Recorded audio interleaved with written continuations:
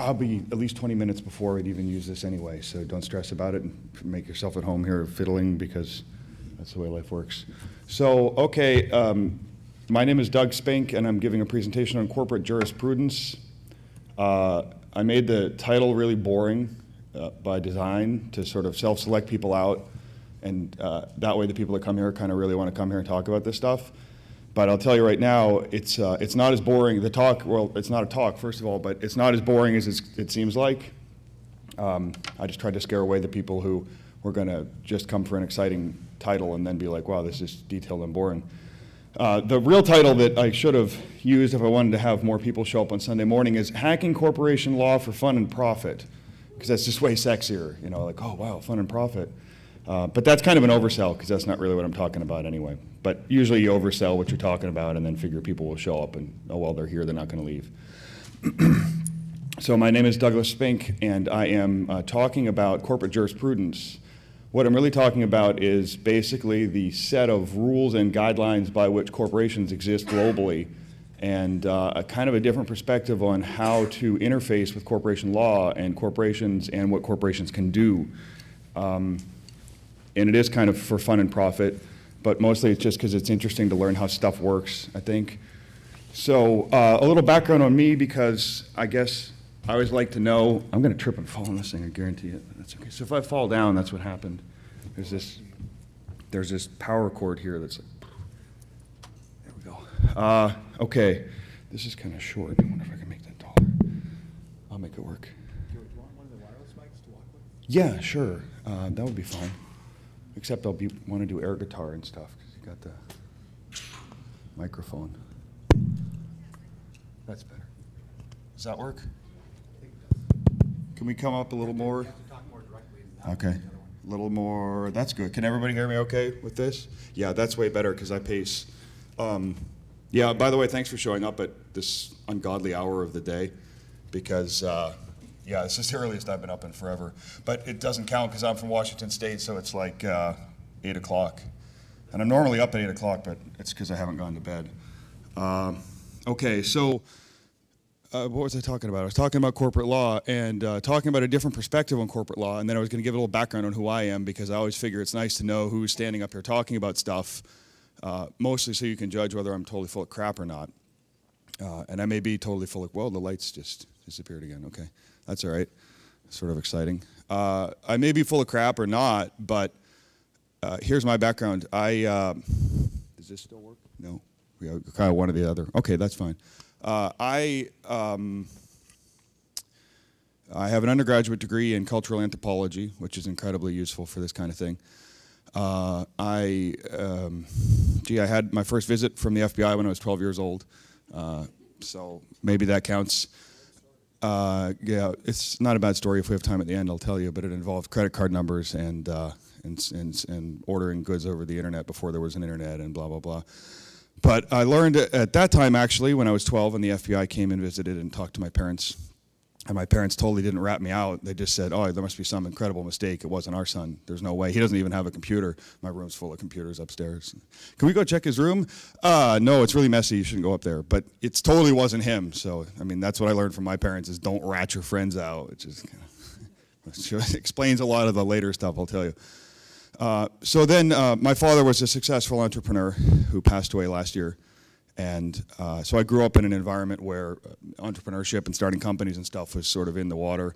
My grandfather on my mother's side of the family started a company that was sold to DuPont Plastics that made the first commercial fiberglass. My grandfather on my father's side sold Bell Helicopter, was one of the co-founders of Bell Helicopters, and sold that to Boeing. And then went off and did crazy stuff with applied chemistry. So I kind of come from a geeky background. I always like to say it's in both sides of my pedigree. And then after undergraduate, I went to Reed College and did my degree in anthropology, even though I was supposed to be a physics major. I went to the University of Chicago and got a master's in business administration in marketing and finance. And had a great time there.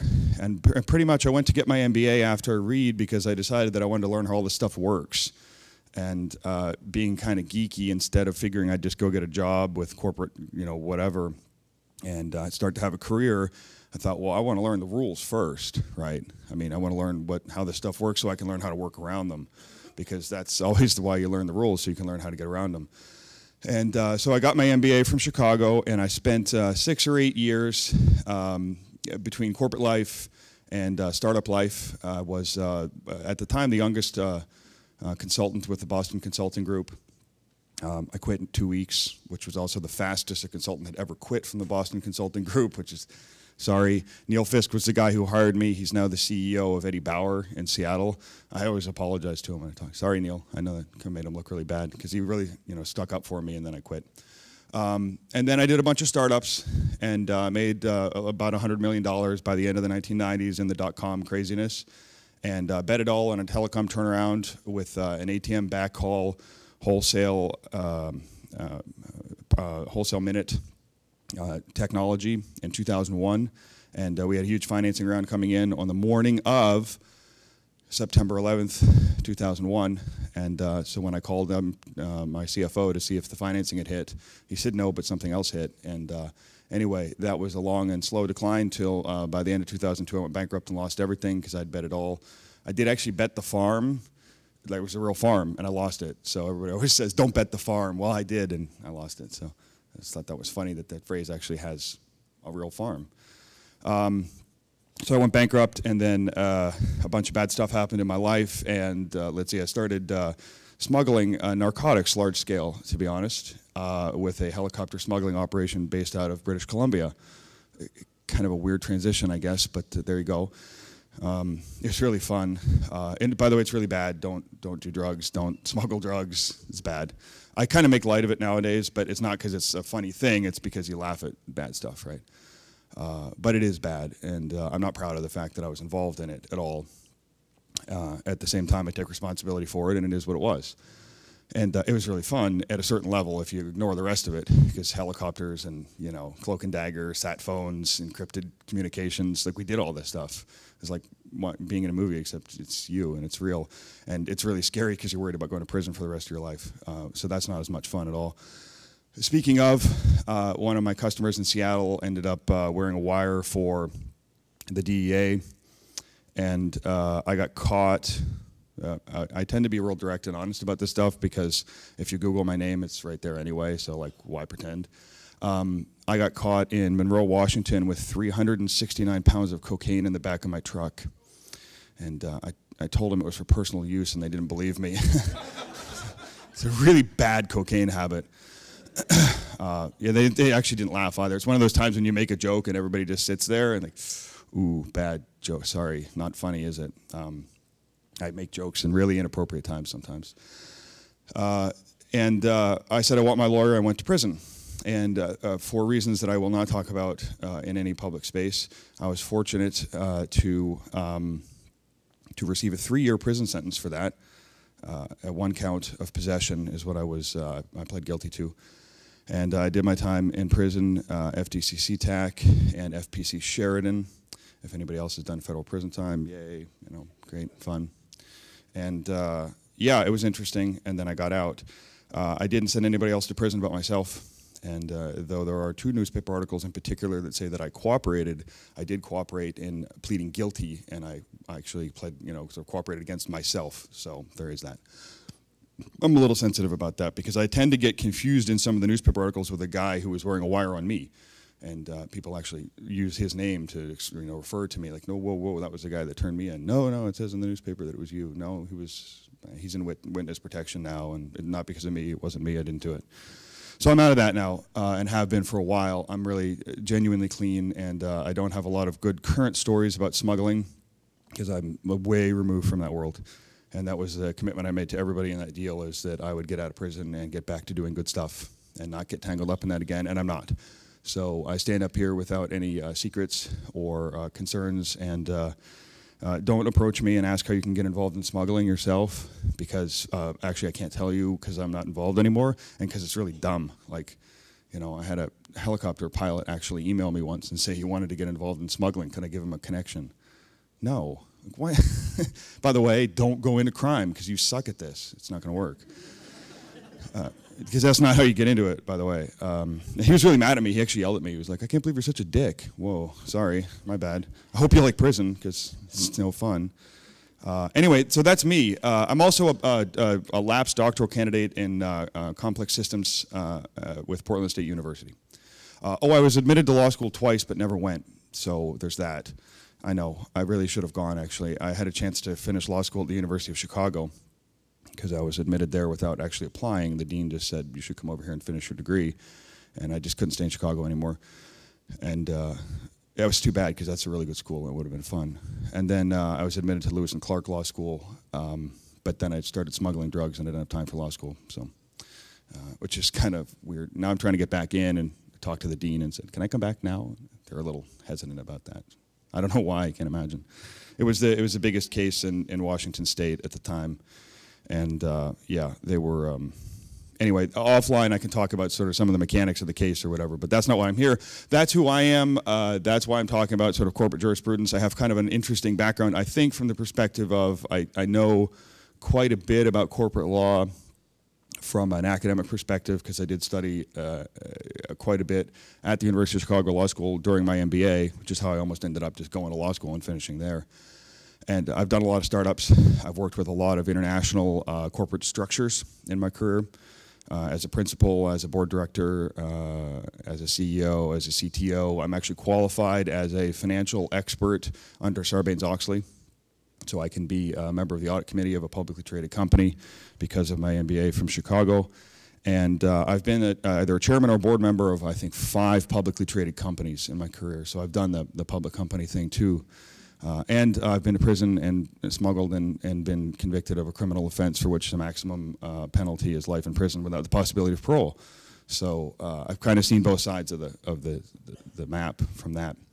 I'm not an attorney. I do not pretend to be your attorney. I'm not giving you legal advice. If you choose to take this as legal advice and go do something and get in trouble and blame me, you're an ass. It wasn't me. I didn't tell you to do it. And I'm not your attorney. And I have had people actually claim in court previously that I was acting as their attorney because I talked about something.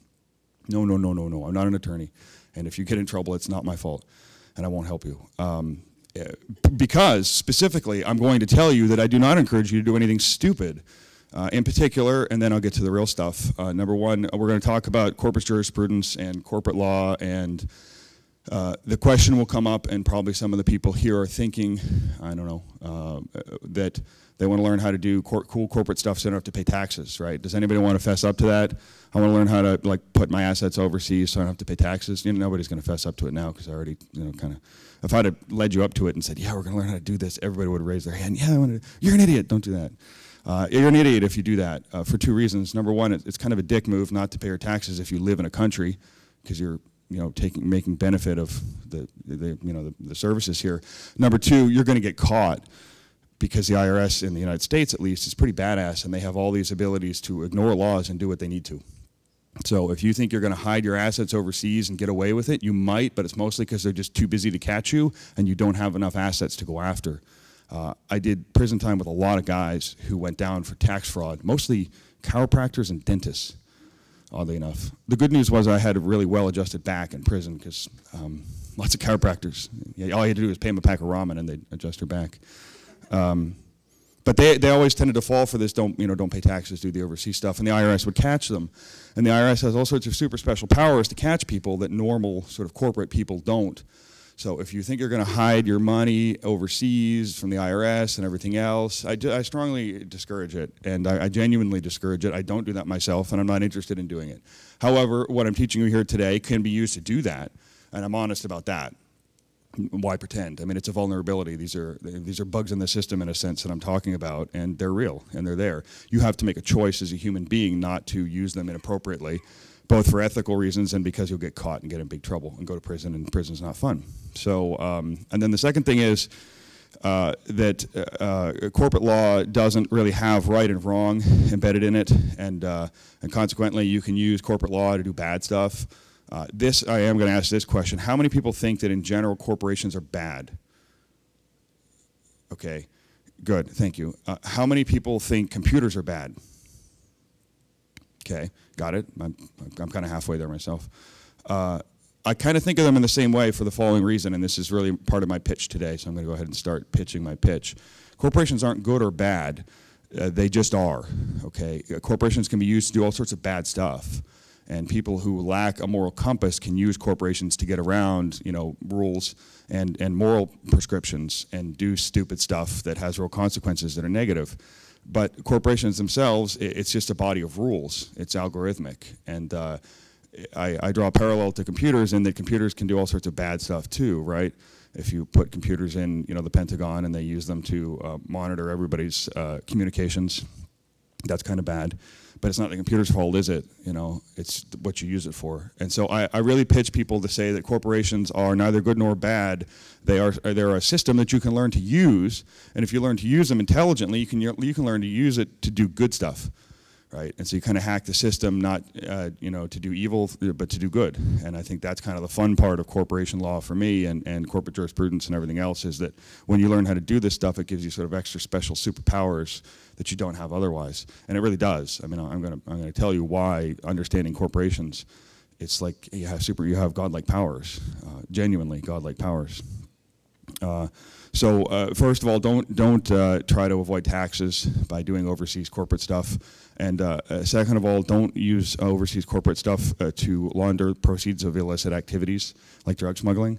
I did not get charged with money laundering, and it's because I didn't do any money laundering, so that's why. If I would have been pushing money from smuggling activities overseas through bank accounts using corporate structures and nominee directors and living trusts and everything else, which I know how to do, and when I got caught, they would have charged me with money laundering, and I would have done way more time for the money laundering than I did for the smuggling, even though I got caught with a huge quantity of cocaine. So that they hate money laundering a lot. They're really mad about it a lot. Don't money launder. Don't take you know, proceeds of crime and try to push it through overseas corporations, because boy, they get pissed off. Not only they get pissed off, but they'll catch you, because if it has anything to do with the DEA, by the way, they don't have rules anymore. Okay, the DEA can do whatever they want, really, legitimately, whatever they want. They can seize overseas bank accounts. They can compel overseas governments to turn over information about companies domiciled in their area. They can break into offices and just take the records. They have guns. I've seen all this. I don't say this to criticize the DEA. In fact, I don't really think they're intrinsically evil. They don't set the rules. They just follow them, mostly.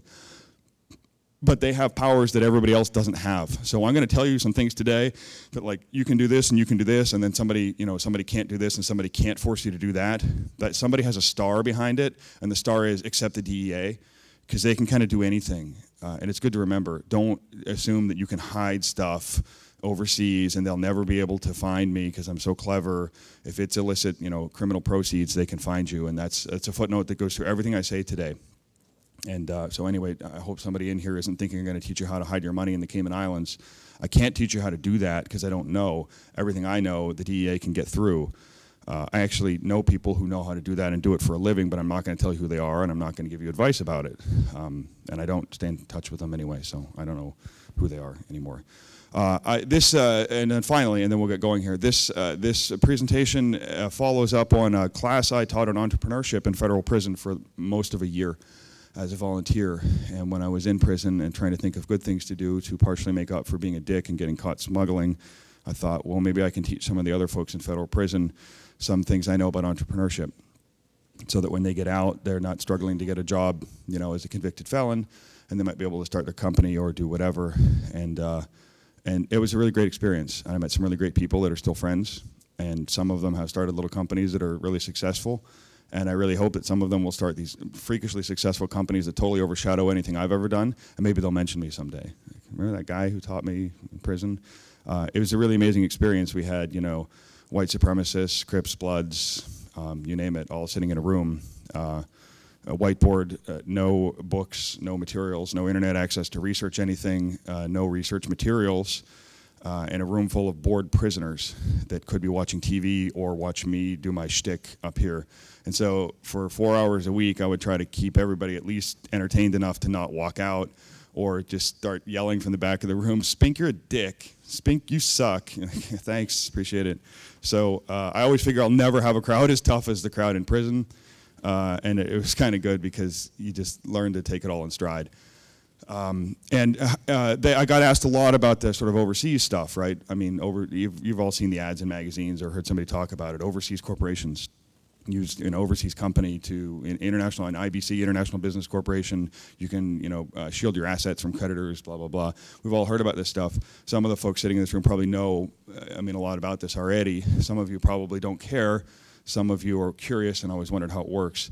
I got asked about this a lot by my students in class, and so I finally did a class on overseas structures, just from scratch, with the caveat at the beginning, don't use this to try to hide taxes because you'll end up like Dr. Hatch and Dr. So-and-so and Dr. So-and-so who did, doing time for tax fraud. So that always worked in prison really well because you can point to the people. And they're like, yeah, don't do this, it's bad, they caught me. Especially if you're a chiropractor, because boy, they go after those chiropractors. I tell you, it's because they get to call themselves doctors, but they're not really. That's why, I think. Everybody's pissed off at them. I don't get it. I think they're okay. Okay, that's kind of my background pitch. It took up way too much time, I think, but it helps to kind of set the tone. Corporate law, I'm not going to lecture too much here. I'm going to do a little bit of probably 10 or 15 minutes of background, 10 minutes because I'm burned too much time, and then really try to do Q&A, and as I'm talking, ask questions. Really, this is not, I don't have slides or whatever.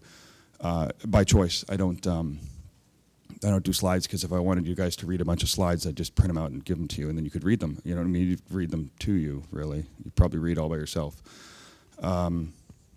Oh yeah. Also, I live in Washington State on a farm, and I guess I'm kind of unusual. This actually ties into how I approach corporate law, and I'll try to convince you of this. I have kind of an unusual lifestyle in that my primary physical, emotional, and social bonds are with horses and dogs. So my family is really mostly composed of dogs and horses. My life partner, who I've been with for 10 years, is a famous athlete and very successful, has his own fan club, and pays a lot of the bills around the farm actually with his work. He's also got 4 hooves and a tail. He's a show jumping stallion named Capone 1. Anyway, he was actually kidnapped 2 months ago and is being held for ransom right now. And yeah, that's a whole other story. If you want to Google my name, you'll find all that stuff out. It's quite a freakish deal. And by the way, all the advice from the last session about how to deal with the press, that's really good advice. It's really good advice. Because I've been interviewed on ABC News and everything else about this thing lately. Front page of this Globe and Mail in Canada, blah, blah, blah. And that's really good advice that he's given you. I mean, just everything he said, I was like, yep, absolutely, absolutely, absolutely. But I'm probably one of the few people that has been interviewed on ABC News live and asked what it's like to have a partner who is a horse. It's like, yeah, that's me. Hi. I always joke about that and say, it's actually cool because I can always say that my boyfriend really is hung like a horse. People usually blush, like, you can't say that. I did, I said it. I'm not really sorry about it. So I have kind of a different life that I live in a barn, actually, and with the guys, and have for a long time. And I think that the fact that I grew up in kind of an unusual personal space colors the way I look at corporate law and a lot of other things, because I tend to look at systems and how they work and try to understand them kind of as an outsider looking in, and don't automatically assume that systems are always going to be used for what they were intended to be used for, which is probably how I ended up in the kind of hacker world broadly defined, because I find an intrinsic joy in learning how stuff works and then working around the rules, because it's way more fun to work around the rules, I think, than just to break them. You don't really need to be all that creative to just break the rules, and after doing smuggling for a while, you kind of realize that. It's not as much fun to just ignore the rules as it is to follow them, but do creative stuff within that context. And so if you think about it, I mean, rules say, and now we're kind of into corporate stuff, there's a lot of stuff about how corporations work where it says you can't do this, and you can't do this, and you can't do this. This is mostly statutory law. Do you guys know the distinction between statutory and common law? I know this is something that I did in prison. it's important. Statutory law is the laws that governments pass that are like written statutes. Section 861.33, the definition of narcotics offense is such that blah, blah, blah. These are things that governments actually pass that are laws. And we think, most people think about laws as like that, well, that's what laws are, right? Well, that's statutory law, the statutes that are passed. And then there's common law. And common law is what people refer to generally when they're talking about precedent. Common law is cases that have been adjudicated by a court in a particular jurisdiction, and to one degree or another, there's a principle that has come out of a case, like U.S. v. Lawrence or U.S. v. Cabales, which was about search and seizure on narcotics cases, and that actual case saved me about 10 years in federal prison. So I really like that one as an example. And that's a common law principle that came out of U.S. v. Cabales. Common law and statutory law together kind of are the rules of law. It's difficult because there's no place you can go to sort of look up the list of rules of common law, because they're kind of scattered around all these rulings in cases in civil court that go back to like the Magna Carta in England. And so every once in a while you'll be talking to a lawyer about something, and we're in this massive litigation which actually involves international corporate structures about Capone, my buddy who got kidnapped, because he's actually owned by a company based in British Columbia that itself is owned by an overseas corporation based in the Seychelles. And so there's all sorts of weirdness about that. It's also weird that he's owned by somebody, because you try to sort of put that in your head that, all right, he's got owners, but it's not me. The horse, yeah, this is the horse. He's owned by an investor group and has been for a long time. And so there's a lot of confusion actually in the press about his ownership, because I always refer to him as my horse. Well, he's technically not my horse, he's owned by a corporation. Yeah, but I mean, who are the real owners? The corporation. Yeah, but who owns the corporation? Well, that's a different question. Well, no, it's not, because they're the real owners of the horse. No, they're not. The corporation owns the horse. Well, then who owns the corporation? Actually, another corporation owns the corporation. Well, that's kind of shady. No, it's not.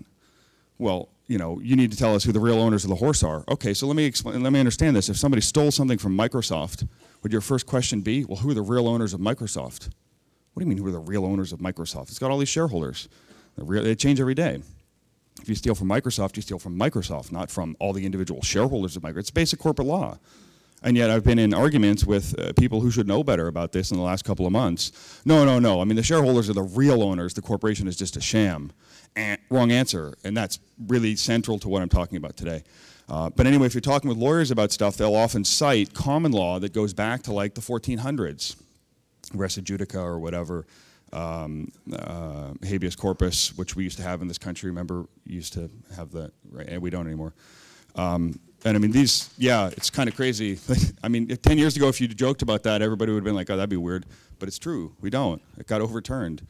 You don't have a right to have like a judge look at your case anymore as a U.S. citizen accused of committing a crime in the United States. I mean, they can just lock you up forever. That's scary to me, because I've been locked up. And at least if you're locked up and there's kind of a system around you, you have some idea of what you're dealing with. And hopefully you have a release date. Some of the guys I know have release dates that are like 2163, and that's just bad. Like, ooh, wow, you know. And this one guy actually got sentenced to 25, and it was a meth case, and he was a young guy, and he came back from sentencing. He was pretty broken up. And we said, oh, what did you get? You know, how'd it work? And he said, oh, I ended up with 25. I said, well, that's not really that bad. I mean, if you do the math, that's like, you know, October 07, you got your good time, take a few months off, and then it's like, you know, May 07, you go to halfway house. No, 25 years. Oh, wow, yeah, sorry. Oof, that's bad. That's a lot of time. But if you have a system around you, at least you know what you're dealing with, and the loss of habeas corpus means that they can just lock you up if they don't like you. And as somebody who is not liked by a lot of people, that scares me, because I'm like the first person on the list they'd lock up if they could just lock up for no reason, because I don't actually do anything wrong, but a lot of people don't like me because of the whole horses thing. So there's common law and statutory law, and that's what governs how corporations work. And common law and statutory law, as my title says to the speech, vary by jurisdiction. When I refer to jurisdiction, I'm talking about the country, okay, that the laws apply in. And this is where we start talking about the nuts and bolts of how corporate law fits together as a system. And rather than me starting at the bottom and working up with like sort of definitions of basic principles of corporate law or whatever, I try to start at the top and work down. Because if you go to law school and study corporate law, you do that from bottom up. It takes a long time to see the big picture. And so my goal today in a relatively quick period here is to start at the top and push down to give a big, broad overview of how all this stuff works at a very high level while ignoring a lot of the details. That doesn't mean we'll know all the details by the end of today, but at least we'll know a little bit. Corporations exist in the context of jurisdictions. Jurisdictions are basically the country that that you're talking about. There's 184 countries in the world, and some weird principalities. Like Singapore is a principality or a city-state or whatever. Does that count as a country or not? What the hell's a city-state anyway? I think it does count as a country, but there's some there's actually gray areas of what's a country and what isn't. And there's corporate law issues like St. Kitts in the Caribbean is an interesting corporate jurisdiction, because it's sort of governed by Dutch law, sort of, but it's not a Dutch colony anymore because they don't really have colonies, right? But it kind of still is, because it doesn't really have its own government yet, sort of.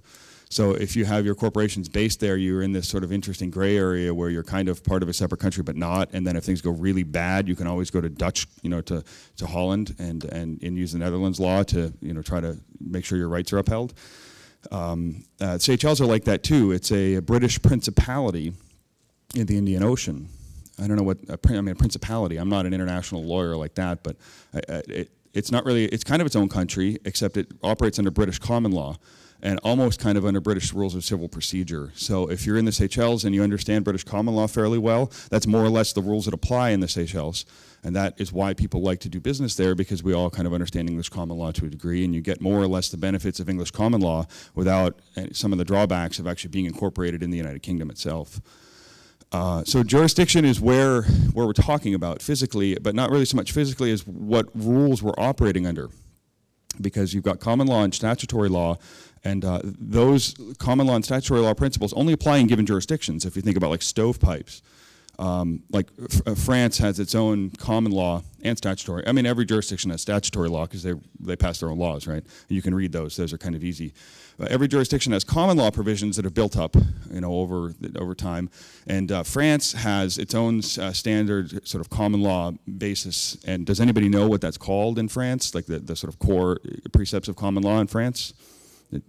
Absolutely, the Napoleonic Code, which gives you an idea of what we're talking about here. I mean, some of this stuff was actually codified initially by Napoleon and his advisors as basic principles of law back in the day when he was doing the whole hold your hand like that thing. And they're still in effect to a degree, at least the principles are.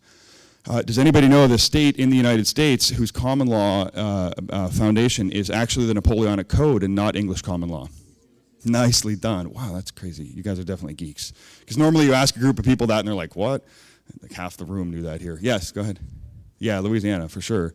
And that makes a big difference if you're doing, corporation stuff in Louisiana, because all the common law stuff I'm talking about under English common law, it kind of doesn't apply if you're in Louisiana, which is crazy. Like there's 49 states and then there's Louisiana, and they operate under the Napoleonic Code. You've got to be kidding me. That's bizarre. I mean, when my law professor first told me that, I thought he was joking. Like, oh, that'd be funny. No, it's true.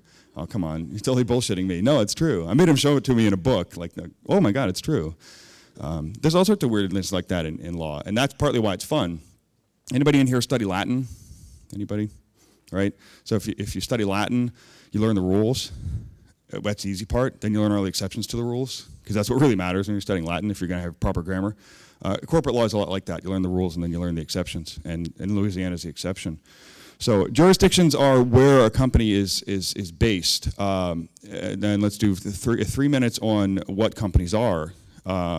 When did corporations or corporate-like structures first come into being?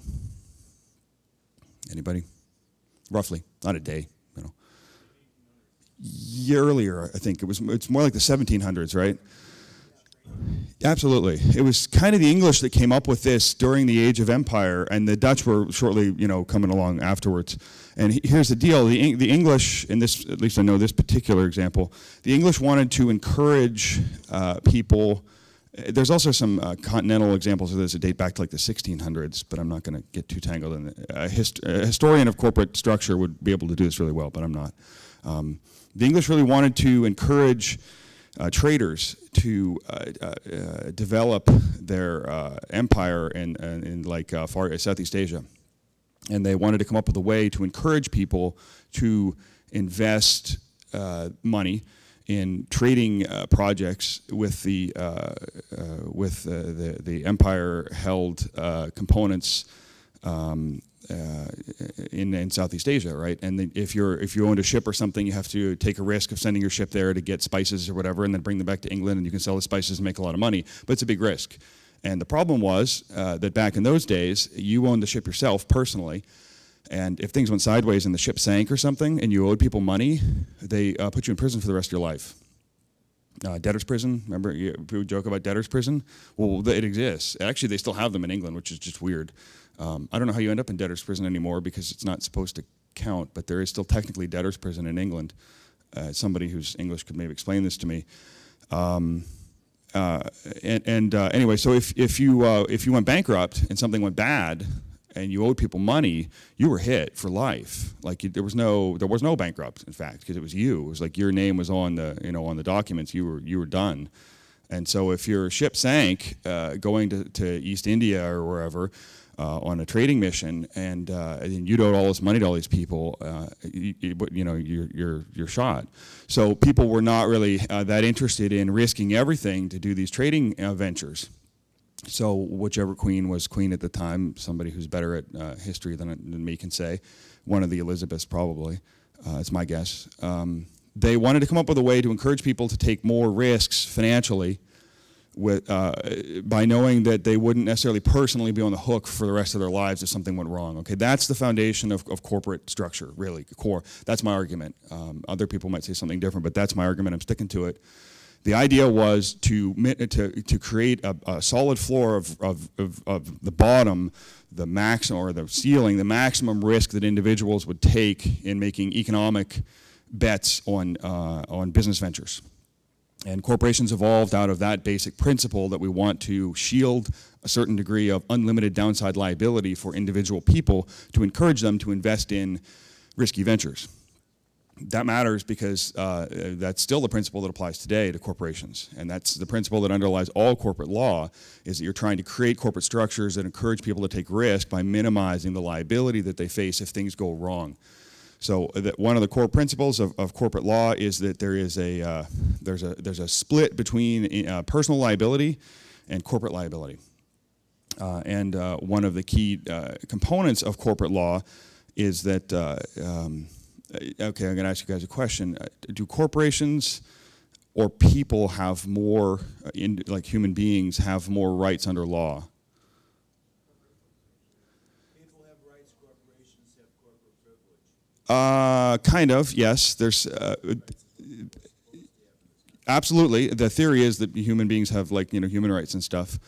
That was kind of a trick question because the answer is that corporations are treated as people under English common law. They are fictitious people. And sometimes you'll hear conspiracy theorists talk about this kind of thing and you think, yeah, whatever, that's just not true. But in fact, the way that the system was hacked when corporations were created was to make these fake people up out of thin air and treat them as people. That's actually true. Now, there's been some constraints put around them and some limitations, and there's corporate privilege, and there's some details of corporate privilege that have evolved away from people, and people have, like, used to anyway, have habeas corpus rights, and corporations don't, stuff like that. But at a core basis, corporations are fake people. That doesn't mean that they're bad, evil people, or that, gee, they're fake, they're bad. Just accept it. Their basic framework around corporations in English common law and in the Napoleonic Code is that they are like little artificial people, is the phrase they use in law textbooks. Except they're kind of different than people because they never die, right? But I mean, at least natural life, they never die. And you can't put them in prison. How do you put a corporation in prison? Theoretically, you can actually revoke their charter and make them go away, but that never happens. It should, but it doesn't. Did anybody see the movie The Corporation? It's a pretty popular movie. It's kind of cool. I liked it. The only thing I didn't like about it, I think it's pretty accurate, is that they sort of demonize the whole concept of corporation. And as I said at the beginning, why demonize the concept? Learn it and make it better, or use it to do good stuff. Corporations are artificial people. They are created out of thin air. When you make a corporation, you go to the jurisdiction you've chosen, which could be the United States or France or wherever we choose, and we'll do quick jurisdictional, details. And you create a person out of thin air by signing a document with the government, and the government says, we're going to create a new person, and it's called Corporation so-and-so, so-and-so Inc., whatever. This pretty much is the same in whatever jurisdiction in the world you're making a corporation. It used to be that getting a corporation created required the Queen herself to sign off on it, like in the 1700s. It was like a big deal. And nowadays, you can just do it online for $100, which is kind of crazy. You can create your own people. You can make fake people out of thin air, and you can. And I hinted at godlike powers. You have godlike powers with corporations because you can create a person out of thin air that is fake and has no human rights and is like the perfect slave in that sense, because it's not, you don't have to treat it with respect. And you can make it do stuff, whatever you want. It's like you're a puppeteer behind the scenes, and you can make it do stuff on your behalf. And then if things go really wrong, you can cut the cord and leave it to, to sink or swim on its own and say, well, not my problem. I disown you. I mean, that's weird, but true. That's what corporations are. And that is the way the system has evolved over time. And it's a godlike power because you're able to make creatures that you can then control. There's some constraints around that. If you use corporations to do obviously criminal stuff, like money laundering or whatever, then the law will blow right through the corporation and come at you personally. Whether you're a director, an officer, or a shareholder, they stop pretending that the corporation is a person, and they just come after you and they put you in prison. Does anybody know the technical phrase when that happens? Piercing the corporate veil, exactly. And you hear that a lot in corporate law, that piercing the corporate veil. That varies by jurisdiction, but broadly defined, if you do bad and or sloppy stuff with a corporation, and you don't follow the rules, then you lose the privilege of having a corporation as a sort of a fake person that stands in front of you, and they breach the corporate veil, and then they come after you personally. With respect to jurisdiction, and then we'll do a quick little privacy thing, and then 5 minutes of questions. You can choose where your corporation is incorporated. Is chartered, is created. These are all the same words anywhere in the world. Does your corporation have to be incorporated where it operates? Is it better if it is? Are we 7 minutes? Oh, I can't read that. Thank you. My eyes aren't even working close. You just, whoa. Okay. No. Is it shady if you're incorporated someplace other than where you operate? No, it's really not. People will say that. Are shell corporations bad? No. I don't know why that has like such a bad energy to it. In fact, there's articles that were written about me that accuse me of being involved in a web of shell corporations. What? I don't even know what that means. A web of shell corporations. No, they're just corporations. A shell corporation, by definition, is a corporation that doesn't have any assets yet. That doesn't mean it's like evil or it's shady or it's dodgy. It just doesn't have any assets yet. It's just kind of an empty shell. So that's every corporation when it's first created basically is a shell corporation, and then you put stuff in it. Corporations have two components to them in whatever jurisdiction. They have the owners, unless they're nonprofits, in which case they don't. And then they have the board of directors, however defined. The owners are the people who have sort of the economic interest in it. And then the board of directors is the people who are responsible for making the day-to-day decisions with respect to the company on behalf of the owners. Do the owners and board members have to be the same? Okay. Do you have to disclose when you create your company who the owners are? Outstanding. Trick question. It depends on what jurisdiction. And this is core jurisdictional stuff. Some things that vary a lot by jurisdiction are the common law provisions that you're operating under, the expense of creating a corporation, and the rules under which you have to disclose ownership in the corporation to government or whoever. There are states like California, for example, where you have to keep the state appraised of all the owners of the corporation and any changes in ownership of the corporation throughout the duration of your corporation if you're incorporated in California. That's, if you have any sort of privacy concerns about life in general, that's kind of like, whoa. And then there's states like Nevada where the state doesn't even keep track of ownership, doesn't want to know from day one who the owners are, and has no real desire to poke its nose in and claim that it has a right to know who the owners are. And then there's overseas jurisdictions like Vanuatu or the Seychelles or whatever, where protection of ownership information is like a top priority for the government themselves, Liechtenstein, and they will not disclose that information if somebody wants it. Our board members, is it necessary to disclose sort of in public nature who are board members of companies in most jurisdictions? Yes, it is. Okay, so board members are sort of the public face of the owners. The board stands in for the owners, and the board takes actions on behalf of the owners. The board does not have to be the owners, and a lot of overseas jurisdictional stuff happens by having a nominee board, which pretty much every board is really, and it's a board that's composed of people who act on behalf of the economic owners. And stop. Okay, that was a fast 7 minutes. Wow, stop. 4 minutes. Okay, thank you. Whoa. Got it. 4 minutes. Okay. So the board has to be publicly known. The shareholders don't. The shareholders are not liable for the actions of the company unless the company does bad stuff. Companies can open bank accounts, companies can own assets, companies can invest in stuff, companies can own other companies. Companies can be dissolved, companies can be changed, companies can be bought, companies can be sold. By using companies in whatever jurisdiction you choose, you can keep your ownership or whoever's ownership of the companies private. If you own assets and you don't want the whole world to know that you own assets, put them in a company. Pick a jurisdiction where the shareholders aren't spread, all over for anybody to see, and own the assets through the company. And then if somebody comes at you and says, well, I want to know who really owns this business or this whatever, well, who really owns it? The company does. Well, who really owns the company? None of your goddamn business. And I've had to have interviews lately where people are asking who really owns Capone, the company that owns Capone. Who really owns Capone? Well, this company Exit Point Stallions does.